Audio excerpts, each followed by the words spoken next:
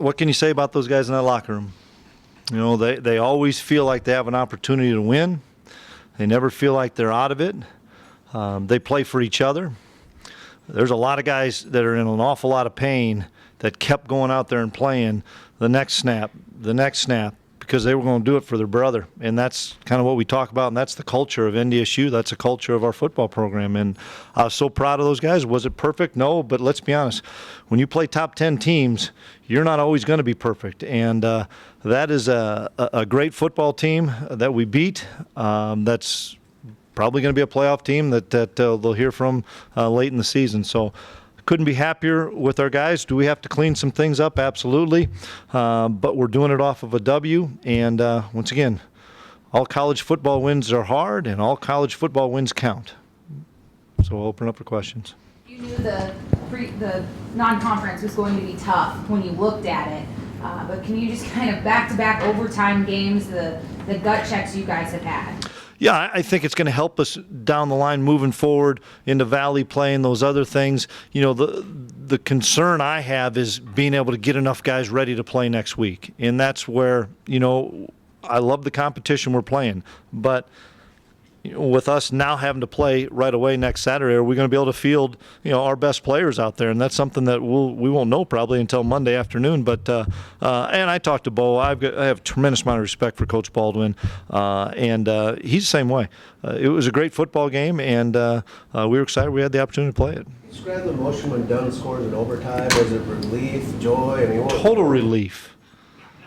Total relief to think, where's this one going to go? And Trey Dempsey, what a play. I mean, that was as good an interception as I've ever seen. We've had some really good ones in here, and that was the one stop that we needed to have. And then let's give credit to the quarterback, Gage. Holy cow, what a tough son of a gun and a great football player. We knocked Cooper Kupp out, and it didn't matter. They, like I told you guys on Monday, they have plenty of weapons, and they were able to utilize them all. Coach, Lance Dunn's best game as a Bison today. Describe his performance out there. I was really pleased with Lance in how hard he ran the football, how he hit the holes, playing with a lot of confidence, and it showed with that last run. Chris, all college football games are emotional. Just tip the meter a little bit. It does tip the meter just because of what those guys mean to us in the locker room. I told those guys I love them. They play their tails off, and that's one thing. It could have gone the other way. We could have lost this football game, and I'd have said the same thing. Our guys play their doggone hearts out for each other, and if you're a Bison fan or part of Bison Nation, how can you not like the effort that our guys give every time they go out? About 6 2-minute drill there. Really pleased with Easton, and he managed it really well. We had a little bit of miscommunication early on in the 2-minute drill after the penalty, but I was really pleased with Easton coming back and having a really good 2-minute drill to get us down there for a field goal. What about DeLuca's shoulder injury? All those tackles, gets an interception for a touchdown. I mean, he cherishes every opportunity he gets a chance to play, and I know he had to kind of talk Doc Pyatt into letting him go. But he said he wanted to play for his brothers, and wow, what can you say about Nick DeLuca? He has an interception for a touchdown. I can't tell you how many tackles he had, and now he's going to try to tee it up and go again next week.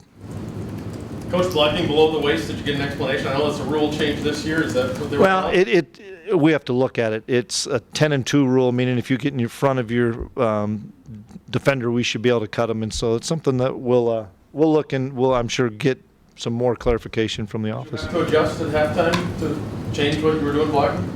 No, we weren't going to, because we still think by the letter of the law we were correct, so we'll have to see what it looks like.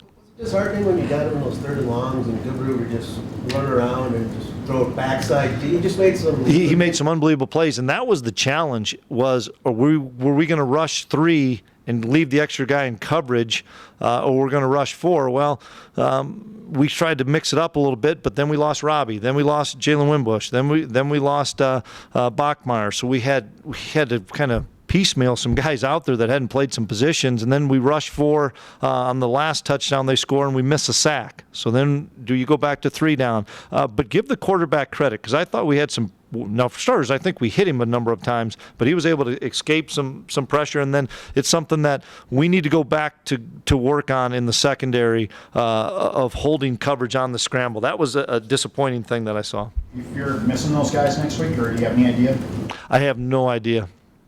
Eastern Washington pretty much abandoned the run in the second half. Was that something you were taking away from them in the run game or giving to them in the pass game? No, I think they were trying to play catch up probably because they were always down a score until really late. And so I think they said, we're going to put it in that quarterback's hands. And I don't blame him. That kid's a great player.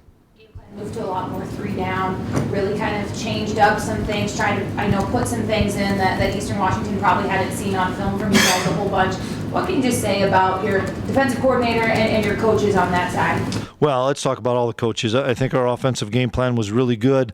I thought our defensive game plan was exceptional. But the one thing is I think we do a really good job of making adjustments.